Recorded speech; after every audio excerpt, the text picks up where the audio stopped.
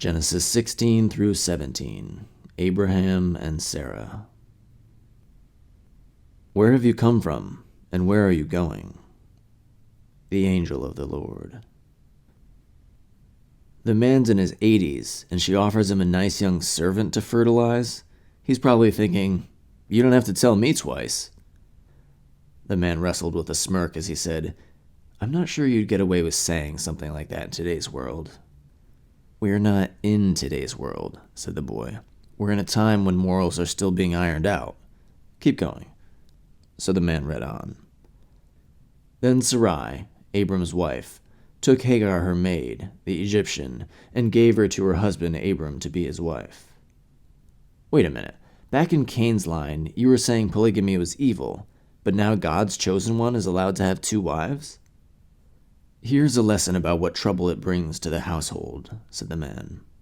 Yeah, but God didn't propose this, said the man. Sarai did. And Abram, as you astutely noticed, jumped on the opportunity. Literally. But Sarai just said, the Lord has restrained me from bearing children. Perhaps I shall attain children by her. And I thought Abram was supposed to get an heir soon. Again, this is coming from Sarai, said the man.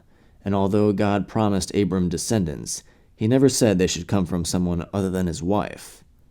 But she's barren. At least she has been, said the man. I'm not sure I follow, said the boy, but go ahead. So he goes in to Hagar, and she conceives. And when she sees that she has conceived, her mistress becomes despised in her eyes. Geez, Hagar, rub it in. The man agreed and read on. Then Sarai said to Abram, This is all your fault. I put my servant into your arms, but now that she's pregnant, she treats me with contempt. The Lord will show who's wrong, you or me.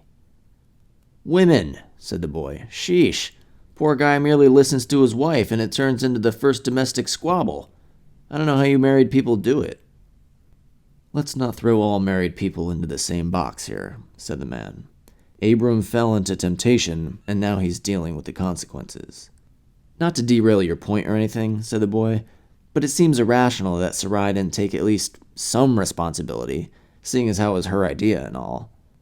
With a chuckle, the man said, Sounds like you're not getting married anytime soon, so that's nothing you need to worry about. Well, said the boy, tell me what he said anyway. Abram says to Sarai, Indeed, your maid is in your hand. Do to her as you please. And when Sarai deals harshly with Hagar, she flees from her presence. I don't blame her for running away, said the boy.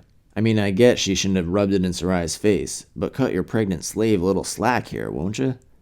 And Abram, man, what a sellout. He didn't exactly stand up for his new wife, just chopped off his balls for the sake of peace with the first one. Are you sure this is the father of the chosen people or whatever?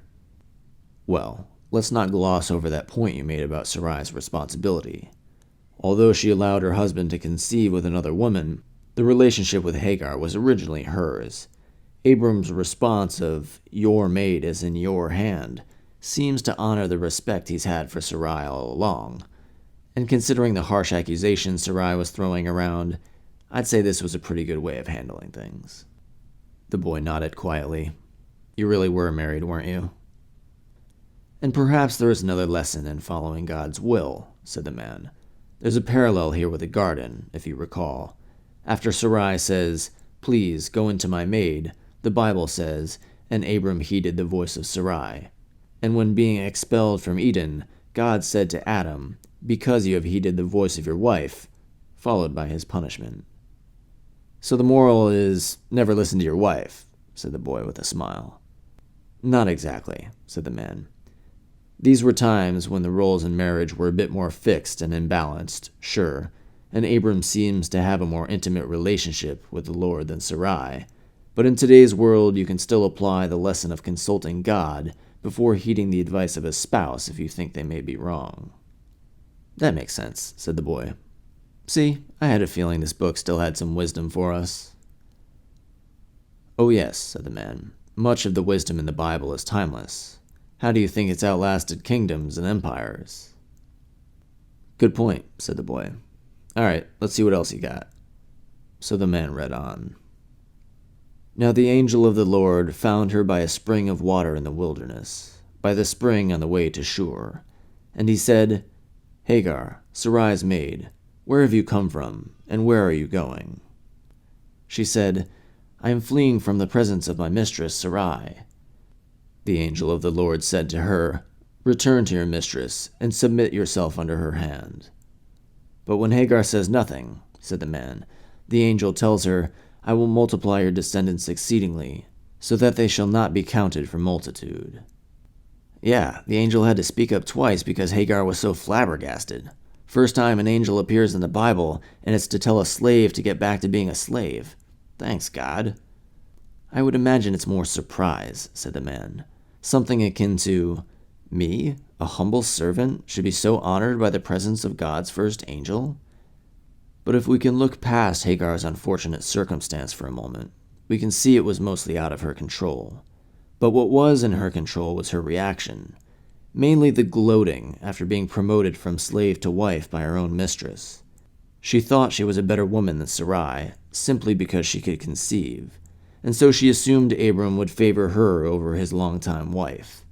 She let pride get the best of her, and when Sarai was left to deal with her, she couldn't bear it and ran away. There are so many more layers to these stories than I would have imagined, said the boy. These are only the ones I know of, said the man. Who knows what other insights there are? But listen to the way the angel humbles her. He greets her by saying, Hagar, Sarai's maid, to put her pride in check. Then he asks, Where have you come from, and where are you going? Which is a mighty good question for a pregnant woman then. What was her plan? Return to Egypt as a slave? Live in the wilderness on her own? Wander around until she's taken captive by strangers and raped or killed? Or should she swallow her pride and return to her home where there is wealth and food and community? I guess those are pretty good questions, said the boy. We can entertain these simple-minded ideas such as, why does the Holy Bible have slaves in the first place? Or we can examine the stories for what they are, given the context of the times, and try to gather any wisdom there might be. All right, said the boy, I hear what you're saying. Let's keep going. So the man read the angel's next line. Behold, you are with child, and you shall bear a son. You shall call his name Ishmael, because the Lord has heard your affliction. He shall be a wild man. His hand shall be against every man, and every man's hand against him, and he shall dwell in the presence of all his brethren. Sounds like a handful, said the boy. Yes, said the man. Well, she's told she must return to Abram, perhaps a sacrifice of her own freedom, but in doing so, she secures the freedom of her son, who will go on to live as an independent and untamable man. In that case, she'll become the mother of countless future generations of free people. Well, when you say it like that, said the boy, sounds like a pretty important role. I agree, said the man, reading on again. Then she called the name of the Lord who spoke to her, You are the God who sees. For she said, Have I also here seen him who sees me? And so here we see an expression of awe that God not only watches over her, but also appears before her after she's run away, gracing her with his very presence. Humbled as she was, she returns to bear Abram his first son. Probably for the best, said the boy. But this stirs the question, if God's ideal is monogamy, why did he restore polygamy to the chosen one's household? What was he supposed to do? Said the man. Leave her to the wolves? I don't know. You tell me. He had no problem drowning everyone a few years ago. What's one more slave from a pagan culture? All I'm saying is this was a chance to show Abram that having two wives brings so much trouble that one of them will run away pregnant and leave you feeling guilty. Now that's a lesson. Instead, when Sarai restores the balance to a one-woman home, God says, Nah, I prefer it when Abram has two. He even blesses this one as the future mother of free nations. I think he's merely doing what's best given the situation Abram has created for himself, said the man. There's also the argument that Hagar was just a surrogate, never really a wife. When the scripture says Sarai gave her to be Abram's wife, It was probably a euphemism for the act of procreation. Here we see the angel of the Lord address Hagar as Sarai's maid, not Abram's wife. Then he tells her to go back and submit to Sarai, not Abram. Sarai gave Hagar to Abram solely because she wanted children, not something condoned by the Lord in this case, but not an uncommon practice in those times either. The point is, this was done without the counsel of God, and Sarai was the first to reap the bitter fruits of her decision. Anyway, said the boy, what's next? So the man looked down and read.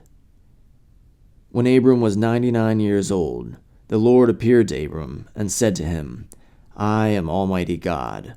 Walk before me and be blameless, and I will make my covenant between me and you, and will multiply you exceedingly. Then Abram fell on his face. Fell on his face? It means he bowed down in the presence of the Lord. Oh, I see. They kind of gloss over how it's been a decade since God appeared again. Wouldn't have surprised me if he just keeled over at that age, simply out of relief his first encounters weren't hallucinations or something.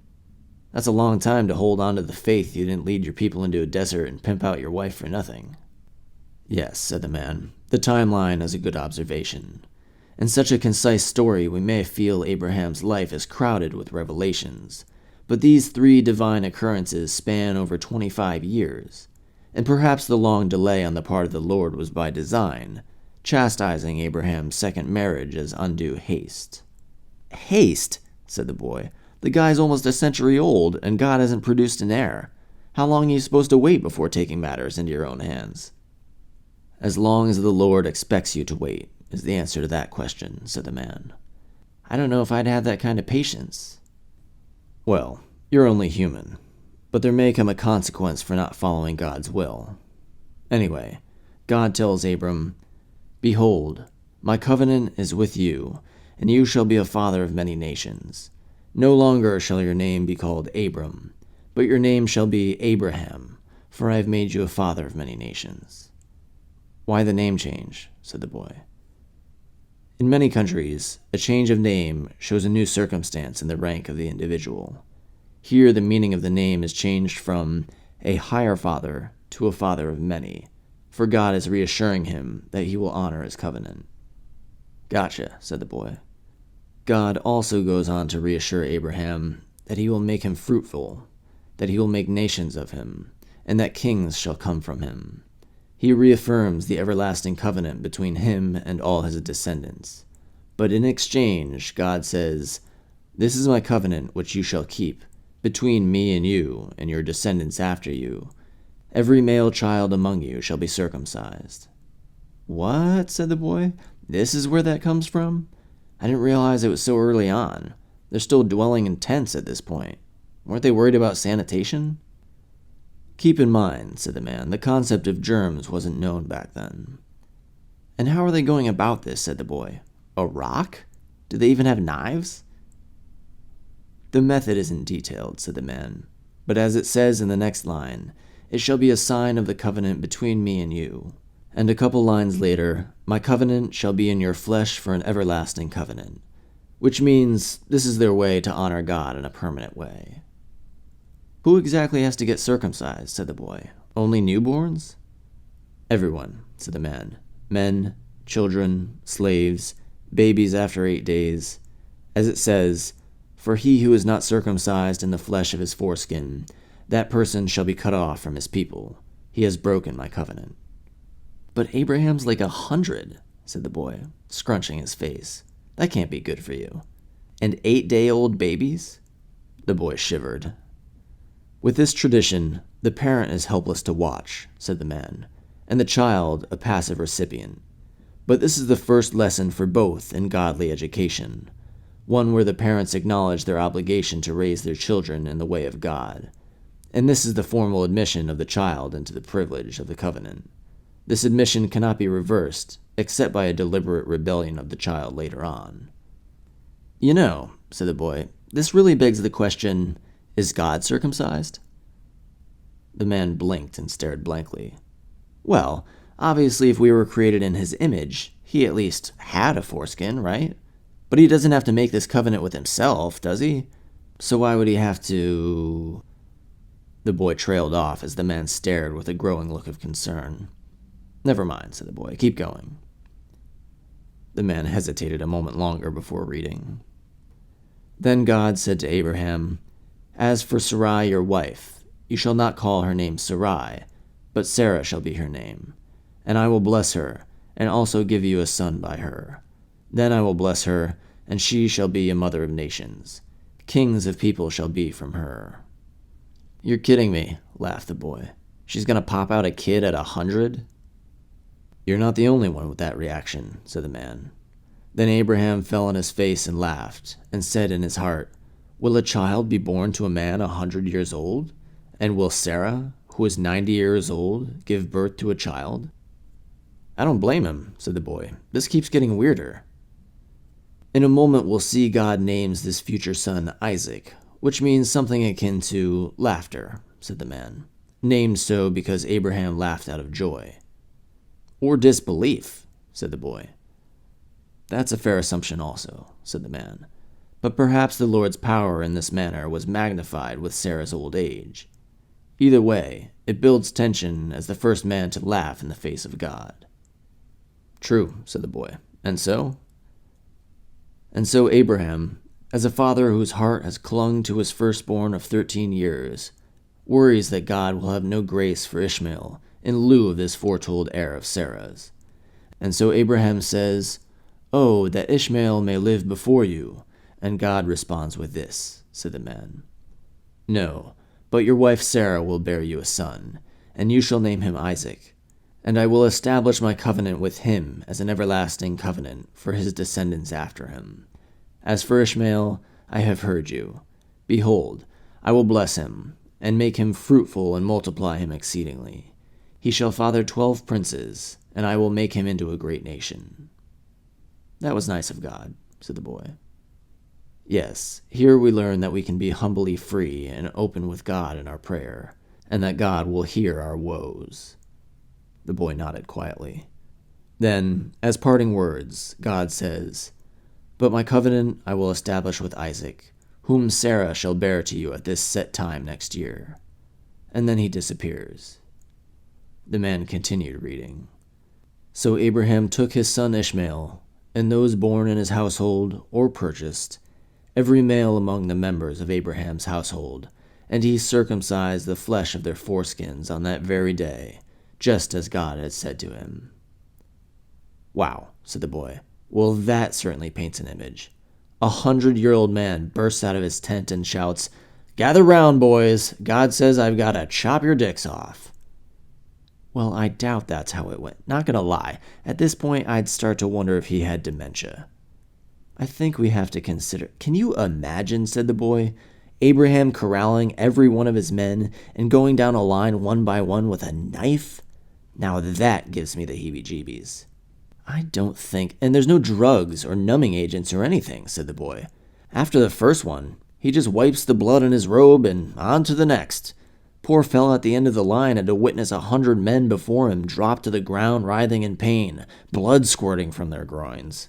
That would be enough to make me renounce my religion and run, I can tell you that much. No thanks, Abras Scissorhands. I'm out." Well, and those poor mothers, man, breastfeeding their newborns when some geezer with a bloody crotch comes limping up and says, "I'm gonna need to borrow that baby." "I really wish you'd stop describing it this way," said the man. "What a lunatic," said the boy. "Are you sure Stephen King didn't write this one? And what are they doing with the tips of all those penises? Just leaving them out for the wildlife to pick through?" "All right," said the man, with growing impatience. "That's enough. Did you know that in order to clean the wound, priests used to suck the baby's "That's not something I want to hear any more about," said the man. "Let's just skip to the next chapter." "Hey, you brought it up, man. I don't see why we couldn't have just signed the covenant with a rainbow like last time."